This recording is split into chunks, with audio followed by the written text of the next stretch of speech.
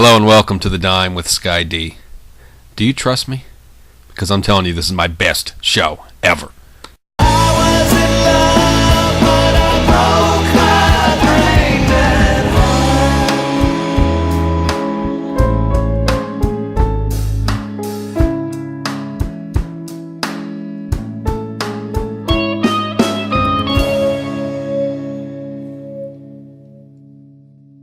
All right, so here we are, week 3, entertaining, exciting, surprising. I gotta say, as a Niner fan, that was a tough little pill to swallow when they lost to the Vikings yesterday. We'll get into that extensively later.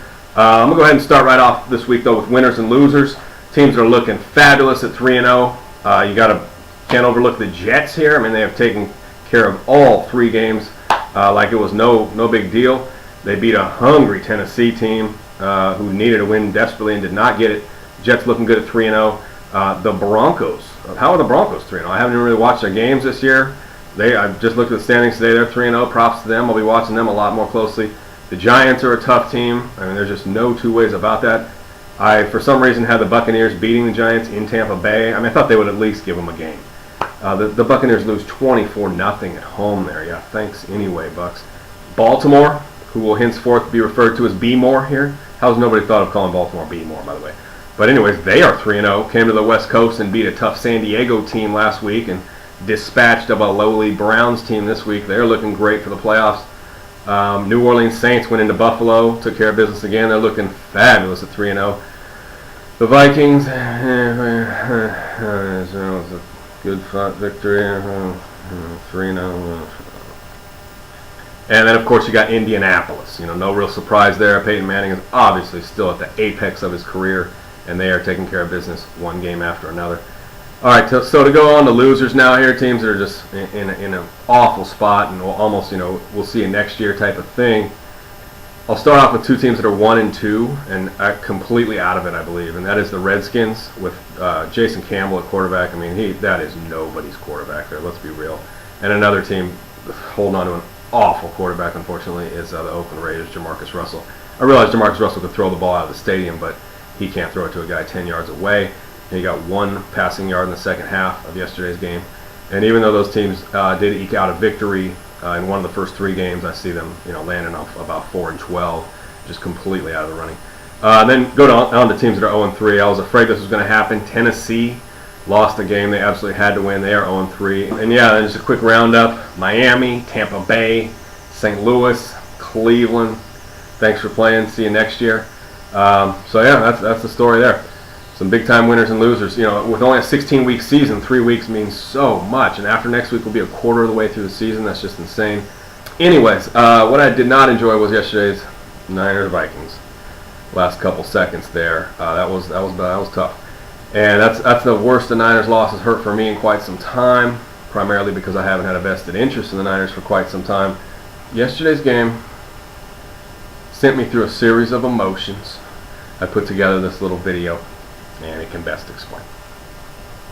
So I've documented the 8 stages of emotion that I went through after that tough 49ers loss. So here goes by me, Skye Dickinson.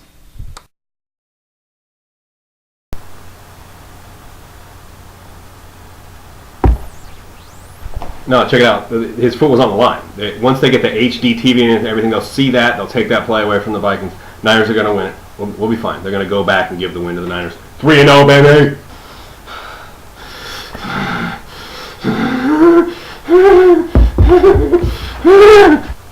No, it's just that,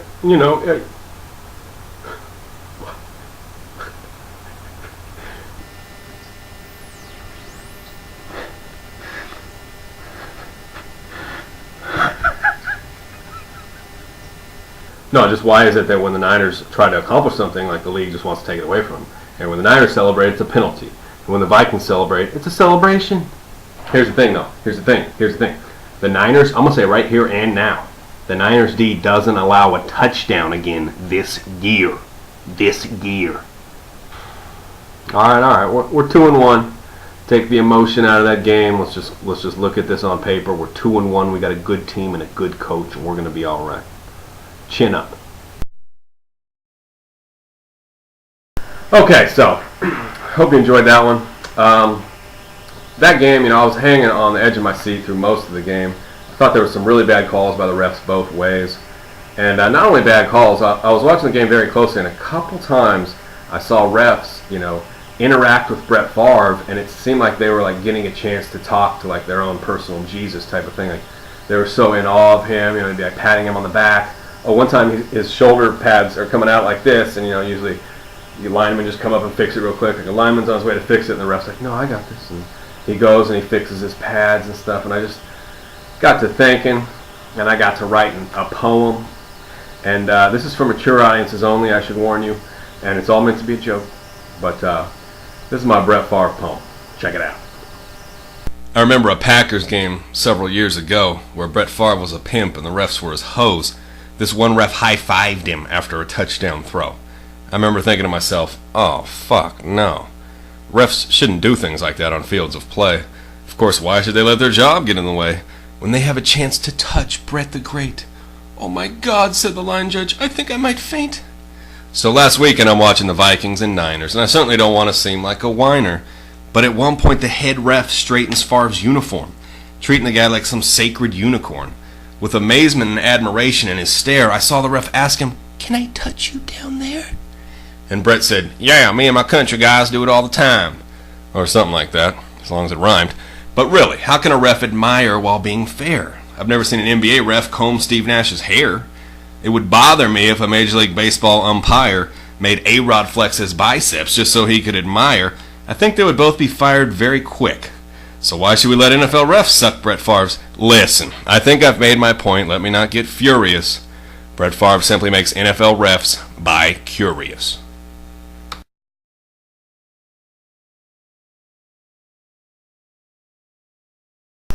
Okay, so hope you enjoyed that one.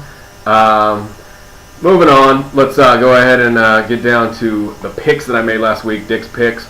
A handful of viewers emailed me or messaged me in one way or another and let me know that they thought I was going to go 0 for 4, and we're kind of chuckling at my picks, and I was like, well, let's just see, let's see how the chips fall here. And I'll be damned, I went 0 for 4. I made some bad choices, So, I'm going to try something a little different this week. As opposed to just picking myself, I'm going to actually have a guest pick as well. And the guest tonight is... That's right, you got that right. I want to pick against my dog here. And we'll see how I stack up against my dog. Okay? So off we go. Enjoy. All right, my dog's going to pick a total of 4 games. We're going to do that by placing treats underneath 2 cups, an exact distance apart from where she begins. Whichever one she goes after first is the team she's going to pick. Right now we got Giants on the left, Chiefs on the right. Giants, Chiefs. She makes straight for the Giants and takes the easy pick there. She likes the Giants. Next we have Tennessee at Jacksonville. Tennessee on the left, Jacksonville on the right. She takes a sniff at Tennessee. Ends up going with Jacksonville in the end on that one. Next game we have San Diego on the left, Pittsburgh on the right. San Diego at Pittsburgh. Makes straight for Pittsburgh. Thinks about it a bit. And yeah, it's going to be Pittsburgh here in the end. Likes the home team there. And lastly, we got Green Bay on the left, Minnesota on the right, that huge Monday nighter. Green Bay on the left, Minnesota on the right. She takes a sniff at Minnesota. And is she going with... She's going with the Packers on the road. Bold pick there. So she likes New York, Jacksonville, Pittsburgh, and Green Bay. All right, so for my picks, I'm going to make this quick. I'm going to go, just because it makes no sense at all, even though this cost me last week, I'm going with the Chiefs at home over the Giants. I don't know how. Tennessee has to win a game at some point this year. I'll take them over Jacksonville. So I'm picking the opposite of my dog, the first 2. Then I'm going to take Buffalo on the road against Miami, just because Buffalo is due for a good game as well. And in my final pick, I'm going to take Baltimore on the road against New England. So I got 3 road teams out of the 4 here. But I'm going to do good this week. You just watch. Okay, the end has come soon. Thank you very much for joining me. I'm feeling really good about this show these days. I feel like I've really found my niche here. And thank you so much for all the support and feedback and everything. I love to hear it. Even if you think I'm going to go 0 for 4 or whatever, that's fine.